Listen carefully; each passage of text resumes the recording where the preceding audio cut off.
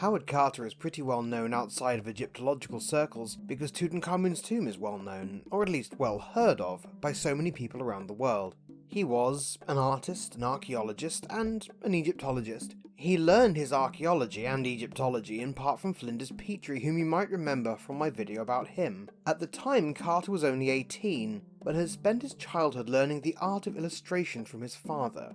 When as a youth he saw a collection of Egyptian antiquities at the grand and now demolished Didlington Hall in Norfolk, England, he began to make sketches of the plundered treasures. The lady of the house, the Baroness Amherst, was so impressed by the way Carter depicted ancient Egyptian works that she made arrangements for Carter to be sent to Egypt to help a friend of hers record archaeological findings. Now, Petrie, as you might remember, was pretty fastidious about keeping records of everything he unearthed, and Carter's eye for detail meant no decoration or inscription would go unrecorded. As well as helping with illustration, Carter learned proper methods of excavation and how to do things like lead dig crews and work with the Egyptian authorities.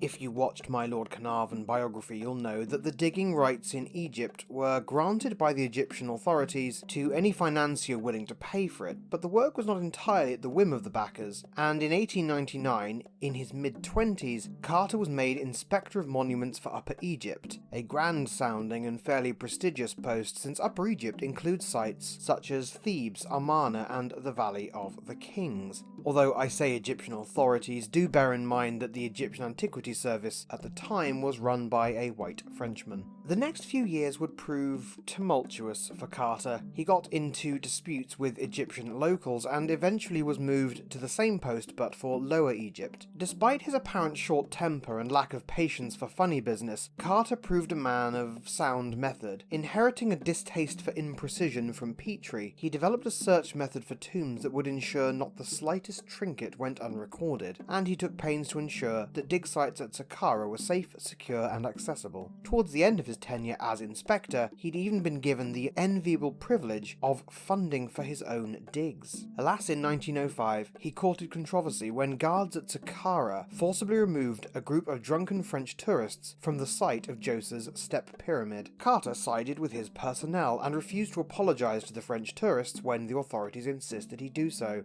This was not a good career move. Carter was ultimately forced to resign his post and spent the following few years making a living in Egypt as a painter selling watercolours to tourists.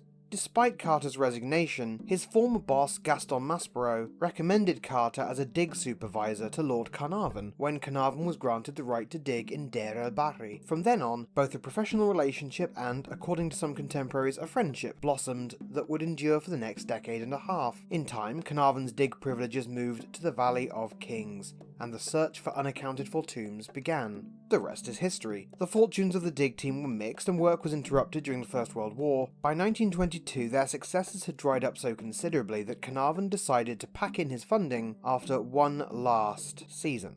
And because history sometimes has a sense of narrative drama, it was at this 11th hour that Carnarvon received the fateful telegram from Carter summoning him to Egypt because the tomb of Tutankhamun had been found. The discovery of Tutankhamun's tomb must have been particularly personally exciting for Carter because his Egyptological career had begun in earnest at Amarna, where Tutankhamun was probably born, and as the boy king's tomb was emptied, it would have become clear from the iconography on many of the antiquities present that Tutankhamun had a connection to the strange ancient city. More on that connection in future videos. Of course, Carter would outlive his friend and employer Lord Carnarvon, but work at Tutankhamun's tomb would continue for the next decade, off and on, because the right to dig at the Valley of the Kings was passed to Carnarvon's independently wealthy widow. Carter's impact on Egyptology and on British archaeology being so remarkable, he was rewarded by the British government with nothing. He was not Sir Howard Carter, or even Howard Carter OBE. The Egyptian king honoured him, and he received an honorary degree from Yale, but his own country did very little to acknowledge his success. He never married or had children, and when public interest in Tutankhamun faded, Carter was left more or less alone. He lived a quiet, private life dealing antiquities, and died, aged 64, in London. The title of this video calls Howard Carter a tomb robber, and I don't mean that he was an archaeologist, and I'm being being sassy towards archaeologists. Carter did, in fact, take some antiquities from Tutankhamun's tomb and other sites for his personal enjoyment. You might take a dim view to that, and you should, but it wasn't exactly abnormal at the time, and as it happens, everything he took has by now made its way back to Egypt. Bear in mind that he gained an interest in ancient Egypt and his career began at Didlington Hall, and Didlington Hall didn't get those antiquities as gifts from pharaohs now, did they?